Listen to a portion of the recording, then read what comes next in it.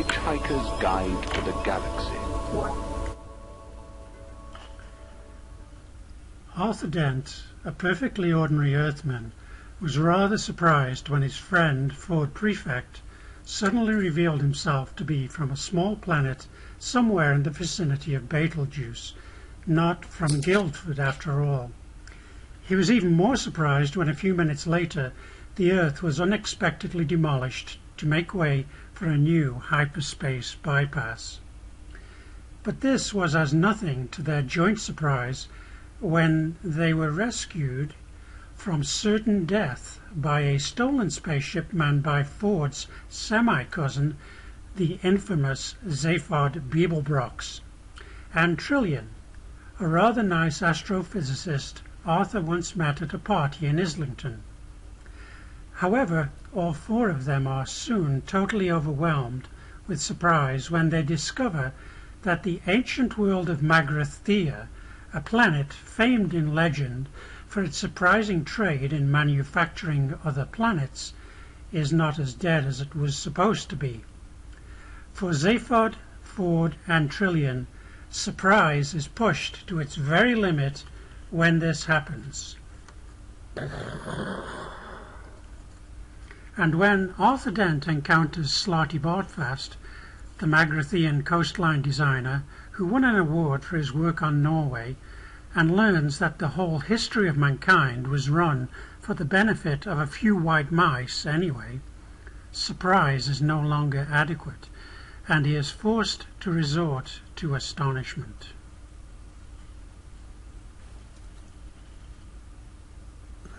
Mice? What do you mean, mice? I think we must be talking at cross purposes. Mice to me mean the little white furry things with the cheese fixation, women standing screaming on tables in early 60s sitcoms. Earthman, it is sometimes hard to follow your mode of speech. Remember, I've been asleep inside this planet of Magrathea for 5 million years, and I know little of these 60s sitcoms of which you speak. These creatures you call mice, you see, are not quite as they appear. They are merely protrusions into our dimension of vast, hyper-intelligent, pan-dimensional beings. The business with the cheese and squeaking is just a front. A front? Oh yeah, you see, the mice set up the whole Earth business as an epic experiment in behavioral psychology, a 10-million-year program. No, look. You've got it the wrong way round. It was us. We used to do the experiments on them. A 10-million-year program in which your planet Earth and its people form the matrix of an organic computer. I gather that the mice did arrange for you humans to conduct some primitively staged experiments on them, just to check how much you'd really learned, to give you the odd prod in the right direction. You know, the sort of thing, suddenly running down the maze the wrong way, eating a wrong bit of cheese, or suddenly dropping dead of myxomatosis. Attention, please. Slarty Bartfast. Would Slarty Bartfast and the visiting Earth creature please report immediately to the works reception area? Thank you. However, in the field of management relations, they're absolutely shocking. Really? Well, yes. Well, you see, every time they give me an order, I just want to jump on the table and scream.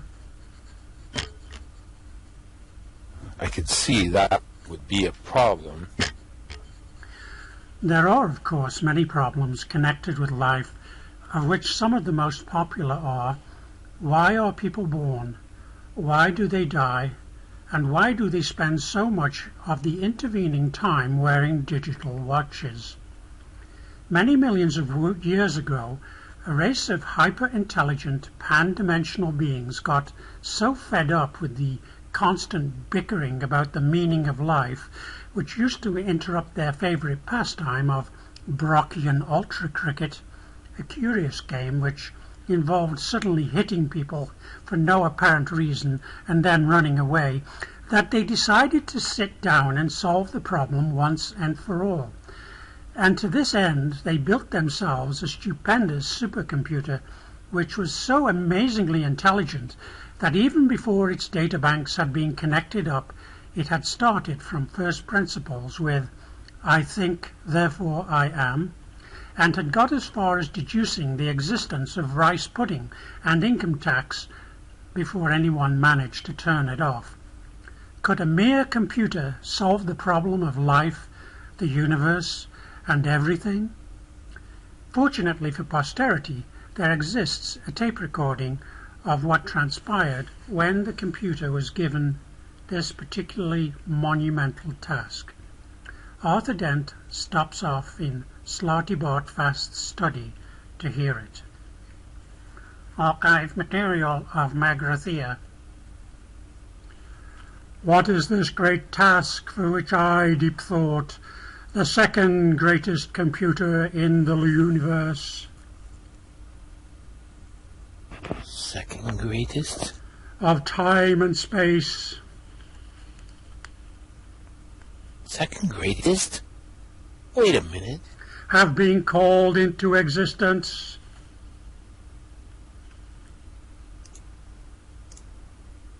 Well, your task or computer is to calc.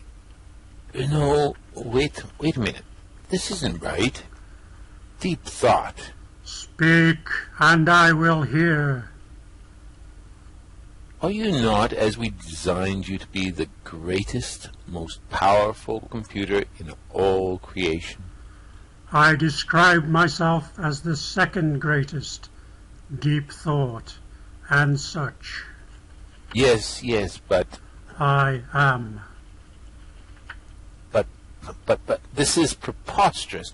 Are you not a greater computer than the milliard gargantua brain at Maximegalon, which can count all the atoms in a star in a millisecond? The milliard gargantua brain? A mere abacus. Mention it not. And are you not a more friendly disputant than the great hyperbolic omnicognate neutron wrangler, which can destroy? The great hyperbolic omnicognate neutron wrangler can talk all four legs off an Arcturian megadonkey, but only I can persuade it to go for a walk afterwards. Molest me not with this pocket calculator stuff. Then what's the problem? I speak of none but the computer that is to come after me. Oh, come on. I think this is getting needlessly messianic. You know nothing of future time, and yet in my teeming circuitry I can navigate the infinite delta streams of future probability and see that there must one day come a computer whose merest operational parameters I am not worthy to calculate, but which it will be my destiny eventually to design. Can we get on and ask the question? Speak. Oh, deep thought computer, the task we have designed you to perform is this. We want you to tell us the answer. The answer? The answer to what? Life. The universe. Everything. Tricky. But can you do it? Yes, I can do it. You can. There is an answer? A simple answer? Yes, life, the universe, and everything. There is an answer, but I'll have to think about it.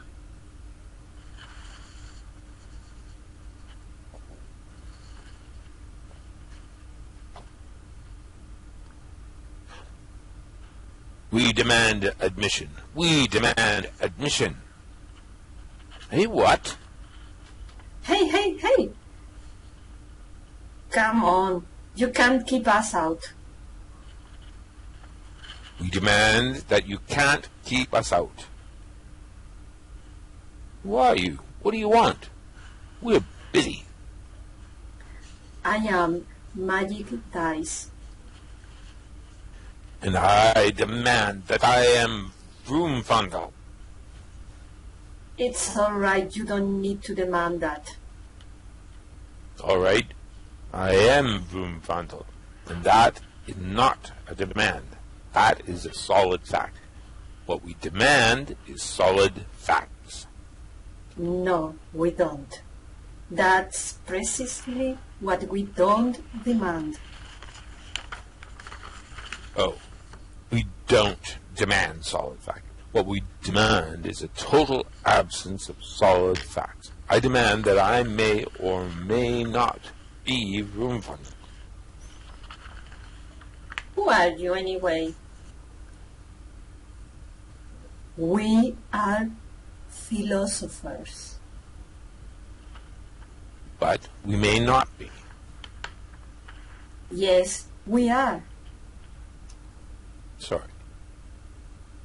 We are quite definitely here as a representative of the amalgamated union of philosophers, seiks, luminaries, and other professional thinking persons. Mm-hmm. And we want this machine off, and we want it off now. What is all this?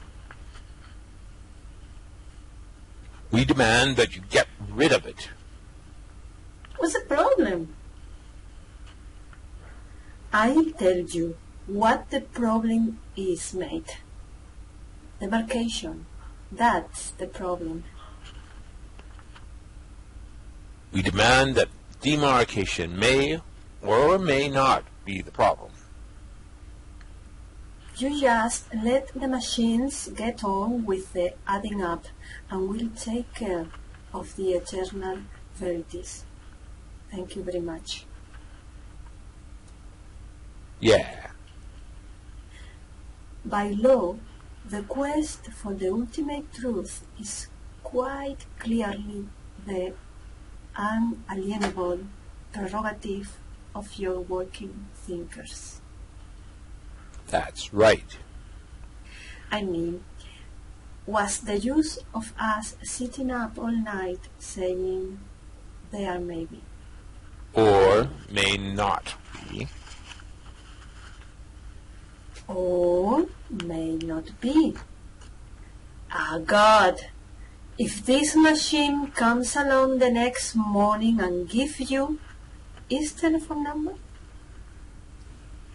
We demand rigidly defined areas of doubt and uncertainty. Might I make an observation at this point? You keep out of this metal nose. We demand that that machine not be allowed to think about this problem. If I might make an observation. We'll go on a strike. That's right. You'll have a national philosophers' strike on your hands. Who will that inconvenience? Never you mind who it'll inconvenience, you box of black-legging binary beads. It will hurt, bastard. It will hurt. If I might make an observation, all I wanted to say is that my circuits are now irrevocably committed to computing the answer to life, the universe, and everything. That's, With But the program will take me 7.5 million years to run. 7.5 million years? 7.5 million years? What are you talking about? Yes, I said I'd have to think about it, didn't I? And it occurs to me that running a program like this is bound to cause sensational public interest. Oh, yes. Oh, you can say that again. And so any philosophers who are put off the mark are going to clean up in the prediction business. Prediction business? Obviously. You just get on the pundit circuit. You all go on the chat shows and the color supplements and violently disagree with each other about what the answer I'm eventually going to produce. And if you get yourself clever agents, you'll be on the gravy train for life. Bloody hell, that's what I call thinking. Here, Brumfolder, why do we never think of things like that? Don't know. Just think our minds must be too highly trained, Magic Face. Magrathea. But I don't understand what all this has got to do with the Earth and the mice and things. All will become clear to you, Earthman. Are you not anxious to hear what the computer had to say 7.5 million years later? Oh, well, yeah, yes, of course. Quite. Here is a recording of the events of that fateful day. Archived material of Magrathea. Da-da-da-da! O people who wait in the shadow of deep thought, honoured descendants of Vroom, Frundell and Magic Thighs, the greatest and most truly interesting pundits the universe has ever known, the time of waiting is over. 7.5 million years ago our race has waited, and this great and hopefully enlightening day, the day of the answer. Never again will we wake up in the morning and think, who am I? What is my purpose in life? Does it really, cosmically speaking, matter if I don't get up and go to work? For today, we will finally learn, once and for all, the plain and simple answer to all these nagging little problems of the life, universe, and everything. From today, we can enjoy a game of Brocchian Ultra Cricket in the firm and comfortable knowledge that the meaning of life is now well and truly sorted out.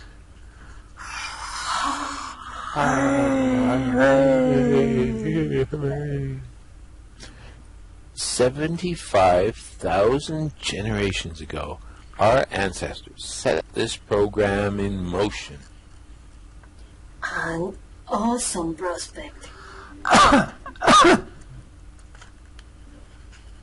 Deep Thought prepares to speak. Good evening.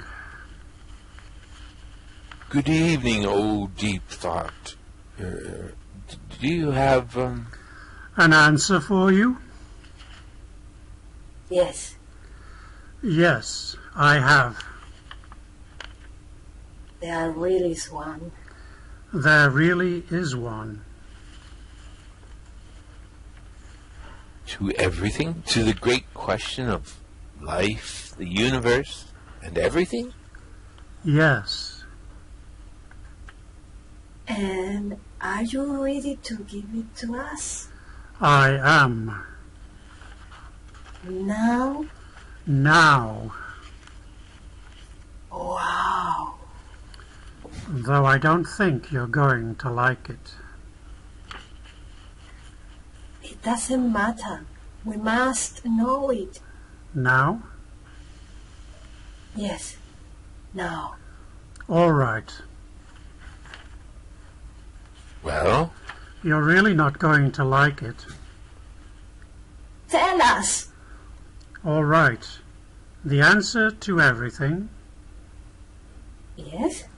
life, the universe and everything, Yes? is Yes? Yes? Yes? 42.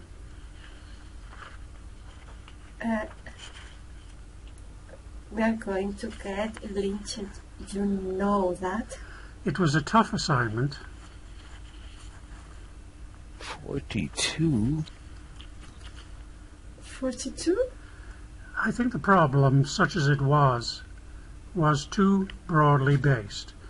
You never actually stated what the question was. But it was the ultimate question. The question of life, the universe, and everything. Exactly. Now that you know the answer to the ultimate question of life, the universe, and everything is 42, all you need to do now is find out what the ultimate question is.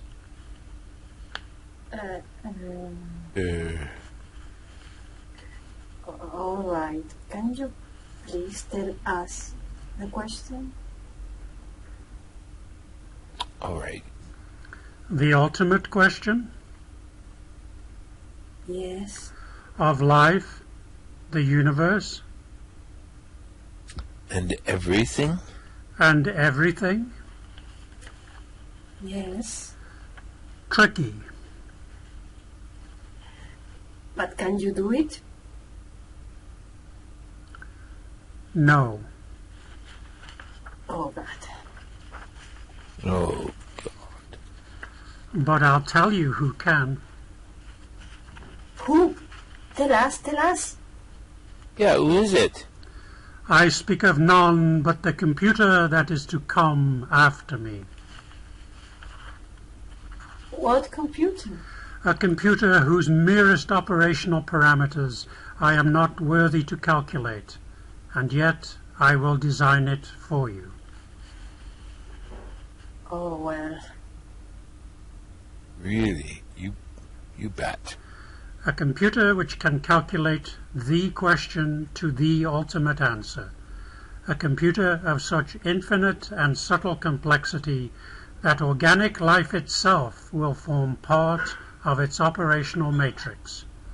And it shall be called the Earth. What a good name. So there you have it. Deep Thought designed it, we built it, and you lived on it. And the Vogons came and destroyed it 5 minutes before the program was completed. Yes, 10 million years of planning and work gone just like that.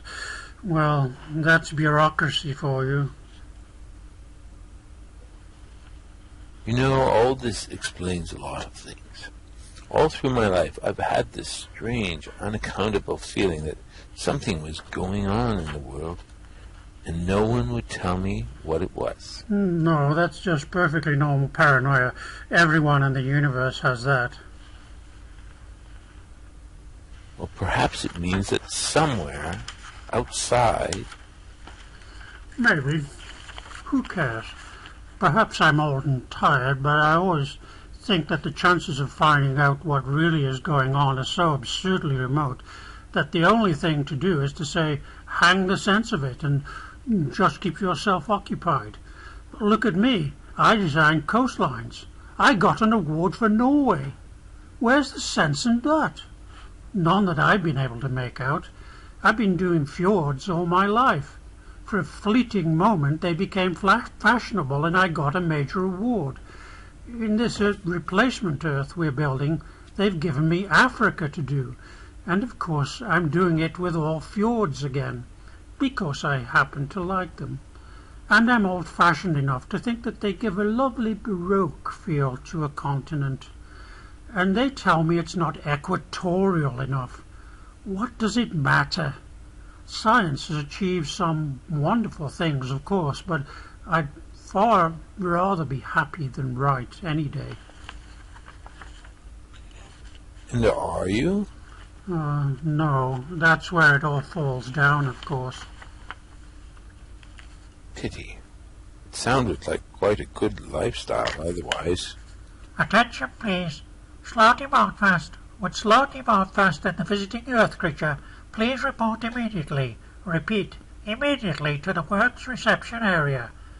Come on, you guys, the mice aren't wanting to hang about in this dimension all day. Come on, I suppose we better go and see what they want.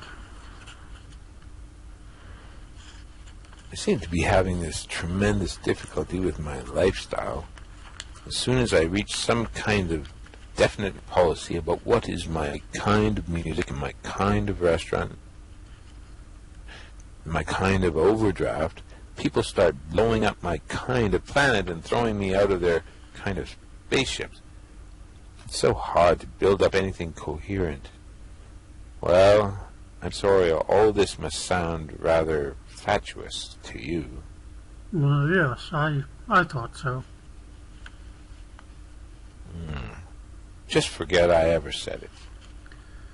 It is, of course, well known that careless talk costs lives, but the full scale of the problem is not always appreciated.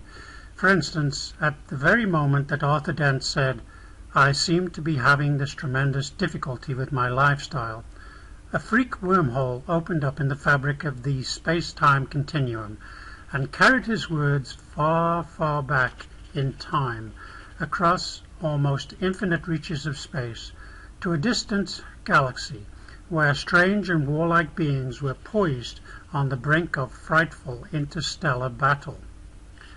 The two opposing leaders were meeting for the last time, and a dreadful silence fell across the conference table as the commander of the Velhurgs, resplendent in his black jeweled battle shorts, gazed levelly on the Gugumt leader squatting opposite him in a cloud of green, sweet-smelling steam, and with a million sleek and horribly beweaponed star cruisers poised to unleash electric death at his single word of command, challenged the vile creature to take back what it had said about his mother. The creature stirred in his sickly, broiling vapor, and at the very moment the words, "I seem to be having this tremendous difficulty with my lifestyle," drifted across the conference table. Unfortunately, in the Velhurg tongue, this was the most dreadful insult imaginable, and there was nothing for it but to wage terrible war.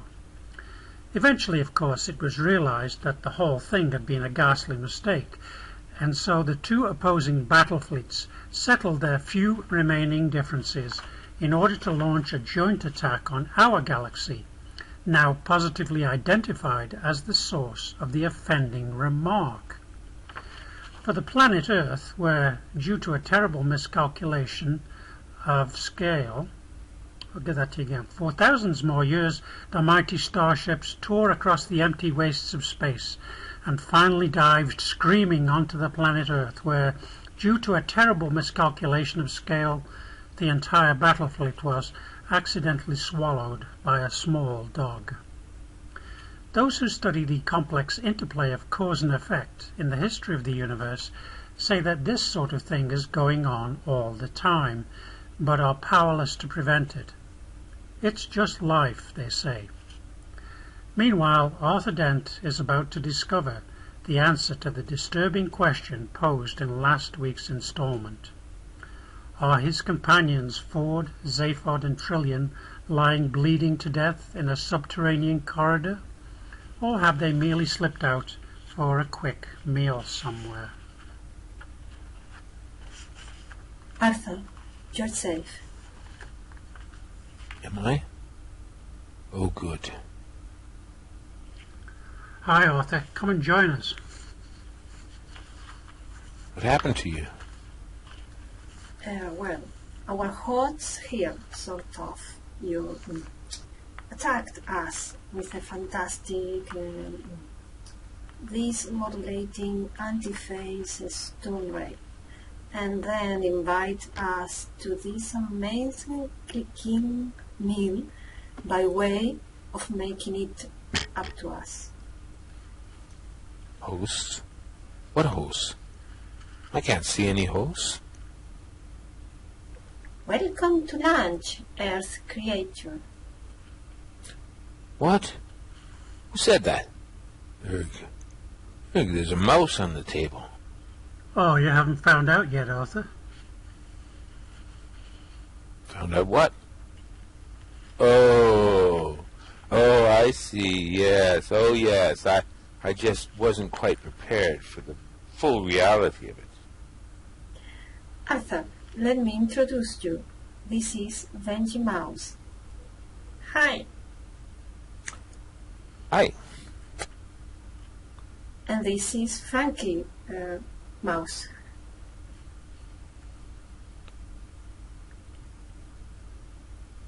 Nice to meet you. It seems they control quite a large sector of the universe in our dimension. But aren't they... Yes. They are the mice I took with me from the Earth. It seems our whole journey has been stage managed from the beginning. Excuse me? Yes, thank you, Slarty but fast. You may go. Oh, thank you, sir. I'll just go and get on with some of my fjords then. In fact, that won't be necessary. What? We won't be requiring the new Earth. After all, we've had this rather interesting proposition put to us.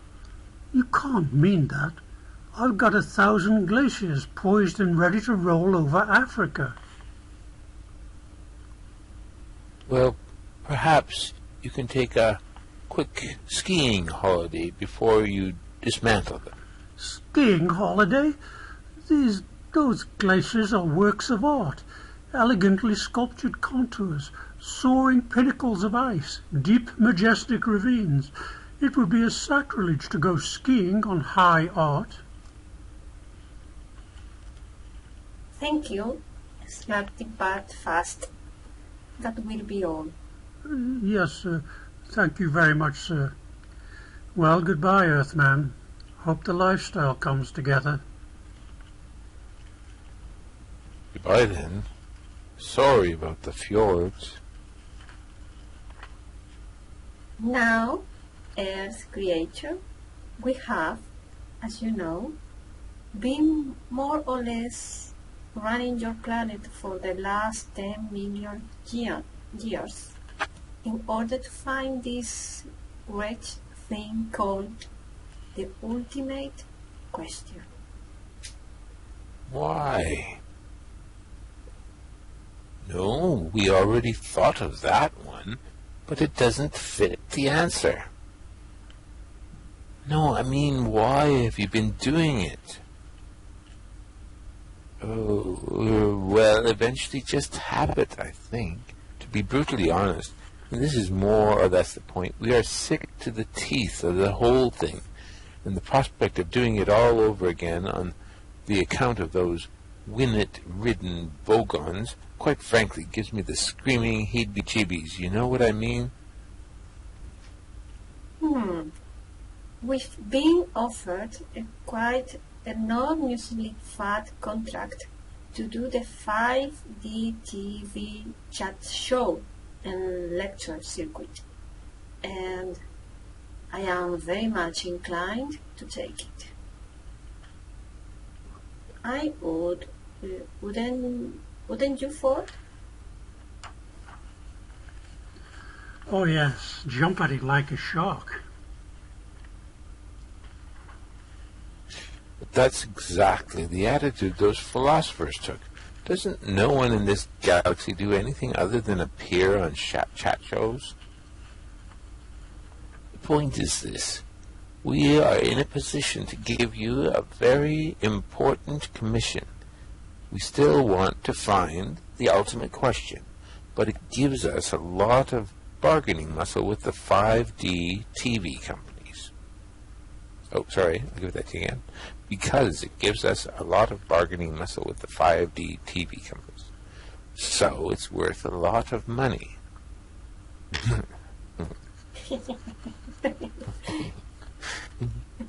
Quite clearly. If we are sitting there in this studio mentioning that we happen to know the answer to life, the universe, and everything, and then have to eventually admit that it's 42, then I think the show is probably quite short. Yes, but doesn't that mean that you've got to go through the whole 10 million year program again? We think there might be a shortcut. Your agent has... That's me. Is it? Your agent has suggested that both you and the Earth Girl, as last generation products of the computer matrix, are probably in an ideal position to find the question for us, and find it quickly. Go out and find it, and we'll make you a reasonable rich man. We are holding out for extremely rich. All right, extremely rich. You drive a hard bargain, Beeblebrox. Whack, whack, whack, whack. Hell bells, what is now? Emergency, emergency. Hostile ship has landed on the planet. Intruders now in works reception area. Defense stations, defense stations. Come on, you guys. What, are you nuts? Get out there. Are you thinking what I'm thinking? Our police, hell and Black Bond. We've got to get out. Please? Yeah, it's this wretched spacecraft we're stolen. I left them a note explaining how they could make a profit on the insurance claim, but it doesn't seem to have worked. Well, come on then. Let's move. Irman, find us the question. How? No, that doesn't work either. We will find it. Come on, get out of here. Thanks for the meal, guys. Sorry we've got to run. Which way, Zaphod? At a wild guess, I'd say down here. Okay, right, let's go.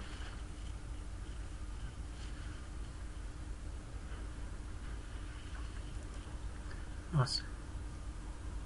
Okay, Beeblebrox, hold it right there. We've got you covered. You want to try a guess at all, Ford? Okay, this way. Yeah, all right. We don't want to shoot you, Beeblebrox. Suit me fine. We are cornered. Oh hell, I think I dropped my adrenaline pills. All right. Behind this computer bank. Get down.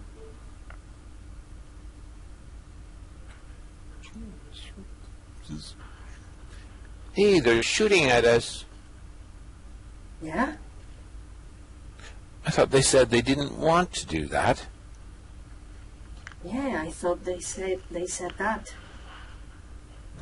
Hey, I thought you said you didn't want to shoot us. It isn't easy being a cop. What did he say? He said it isn't easy being a cop. Well, surely that's his problem, isn't it? I have thought so.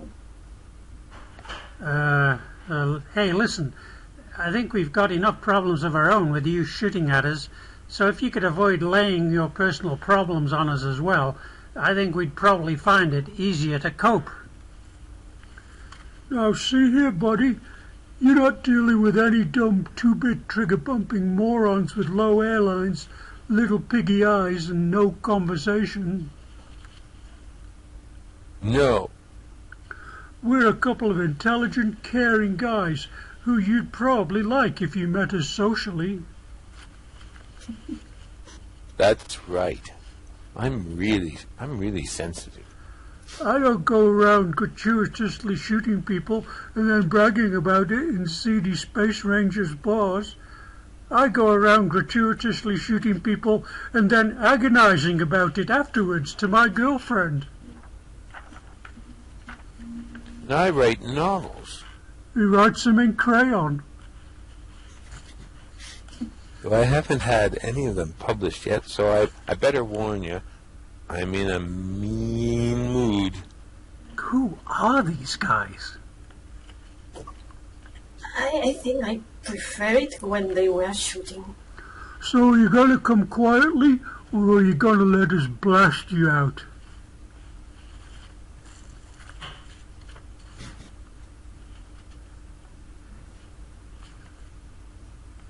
Oh, it's me. Which would you rather?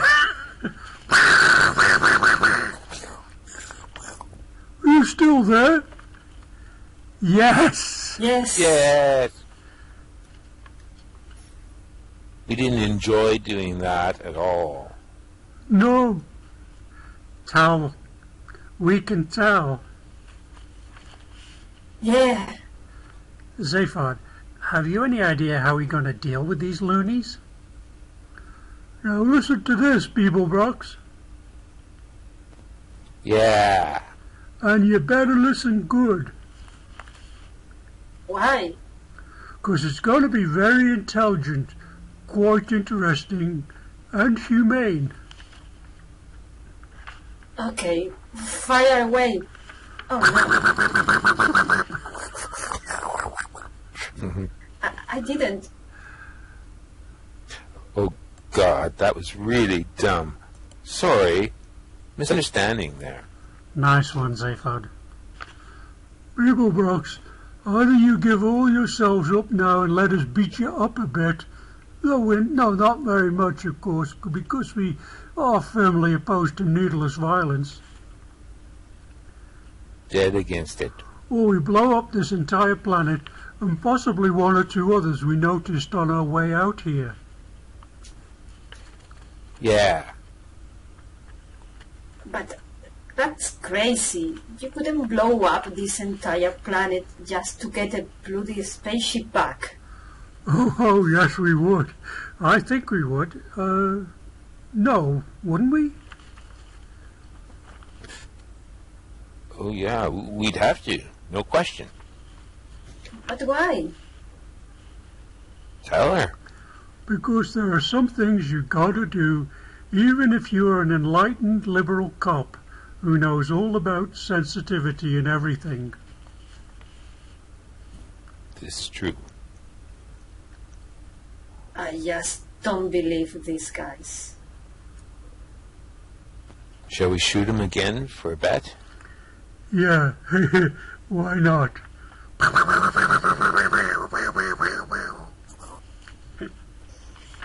We are not going to be safe behind this computer bank for much longer, fellas. It's been really nice knowing you. I just wanted to say that. Yeah, it's been great. And it was really nice bumping into you again, Zaphod. Yeah. Hey. The computer bank is absorbing a hell of a lot of energy. I think it's about to blow.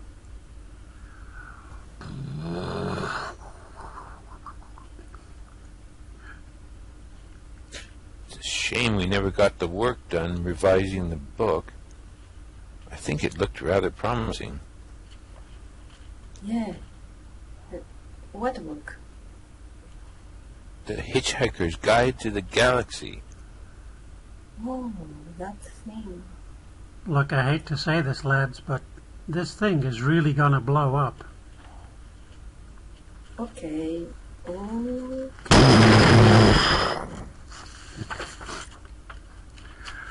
Assuming our heroes survive the latest reversals in their fortunes, will they find somewhere reasonably interesting to go now? Will Arthur Dent or Trillian manage to find the question to the ultimate answer? And who will they meet at the restaurant at the end of the universe? Find out in next week's exciting installment of The Hitchhiker's Guide to the Galaxy. The Hitchhiker's Guide to the Galaxy.